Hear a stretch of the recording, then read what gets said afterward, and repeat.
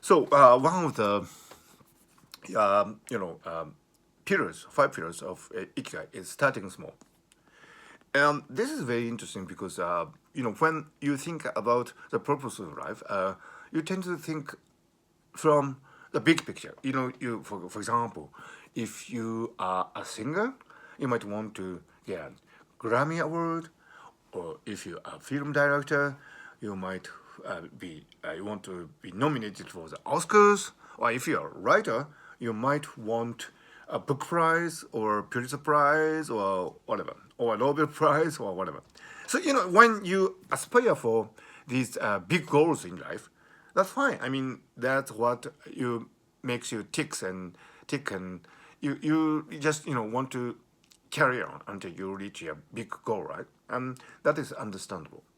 However, from neuroscientific point of view, the brain is not made like that. Because you know the really distant goal is something that would guide your brain along a given trajectory, right? And in that sense, it's good. I mean, you want to reach that goal, and you would coordinate your daily activities in line with that goal so that you wouldn't deviate from that trajectory too much. Of course, you would have your off times and you would have your fun, and you would deviate from that trajectory actually from time to time, and that is good for the diversity of activities in your brain. However, the brain's reward system, like dopamine, the dopaminergic system goes from the midbrain to the prefrontal cortex, and this particular network is not made like that. I mean, it is designed to react to the very infinitesimal small steps that you might make each day and each moment. I mean, the dopaminergic system is, constructed in such a way that you do not actually react to the long-term goals. You react to the immediate satisfaction, so to speak, of your need, your urge to make progress. Even if that is a really small progress, your brain reacts, and you would be involved in the so-called reinforcement learning. This is a learning mechanism which changes the synaptic connections between the neurons in a way that would reinforce whatever reward you might have received from your own activities. So when you're making music, for example, if you successfully played a passage that you couldn't play before, or if you came up with a lyric so beautiful that it makes you cry, that would be reinforced in your brain. And so it doesn't probably win you a Grammy straight away, or put you on the hit chart of Spotify or Billboard.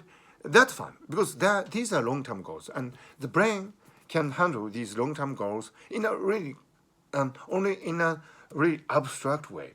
So this abstract, perception is very important, as I said, in guiding you through your daily activities, and that is a necessary part of your brain function.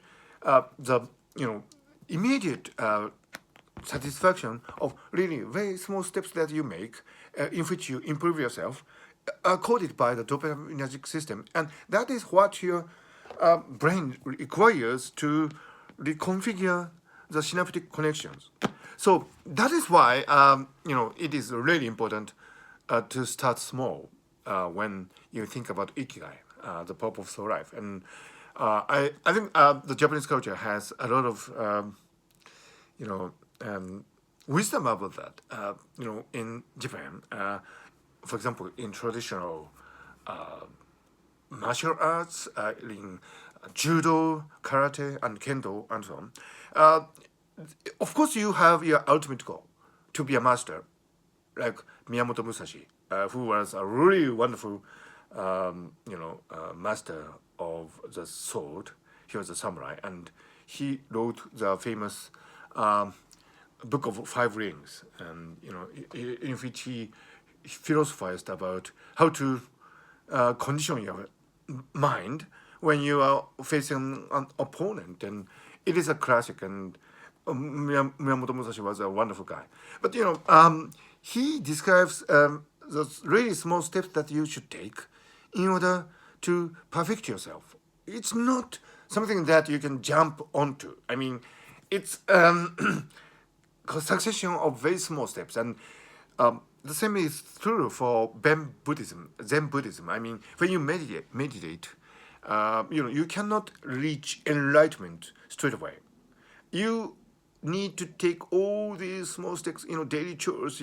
If you go into a daily, Zen temple and you train yourself as a young Buddhist monk, what you have to do is to, go through these really, seemingly trivial daily chores like, of course, you meditate, but at the same time, you train yourself through the really trivial daily activities of sweeping and cleaning your wares and making the stone garden with your broom and making patterns, all these patterns on the sand and all these small things that needs to be attended in order to keep the Buddhist temple clean and neat. All these things are considered as essential parts of your endeavor to reach enlightenment. And so this is really interesting. I mean, it's not as if you are facing the great enigma of life and death and the universe and everything. I mean, you tend to all these small things that on the surface seem really trivial, but which actually adds up to your experience as a Buddhist monk in training, and someday, hopefully, it would, land you on a great enlightenment, and that actually has happened to many Buddhist monks in the past.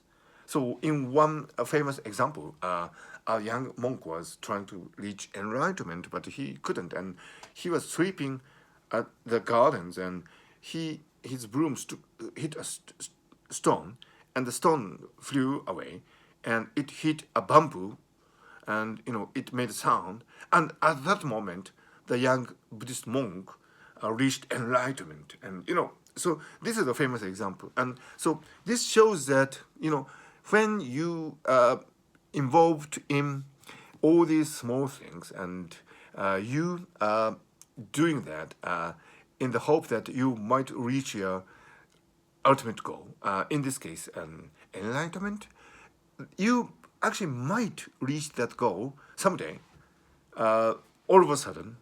You never know when, but this is what actually happens. And so it's very important to carry on with your small things, no matter how trivial they might appear, to reach your ultimate goal. And that is, I think, the great philosophy that we have here in this country, Japan.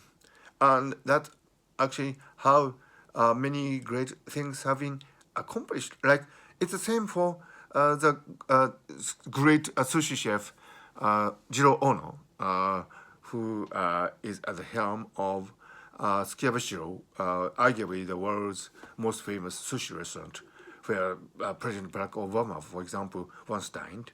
And, Jiro Ono is always talking about the importance of very small things. I mean, running the world's greatest sushi restaurant depends on, finding joys in these small things and taking great care of them. And that is the only way you can accomplish the ultimate goal of bringing the sublime ultimate sushi to the world.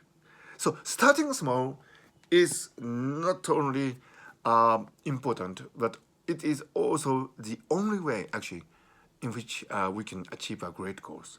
And that makes sense from neuroscientific point of view, as I have been discussing, from the point of view of the dopaminergic neurons in your brain. But at the same time, it makes sense, and it has been well documented and well commented on in Japanese culture, where training yourself to be a Buddhist monk or a great samurai warrior or a great chef at a sushi restaurant has always been regarded as a process of starting small and then building up gradually until you reach your ultimate goal.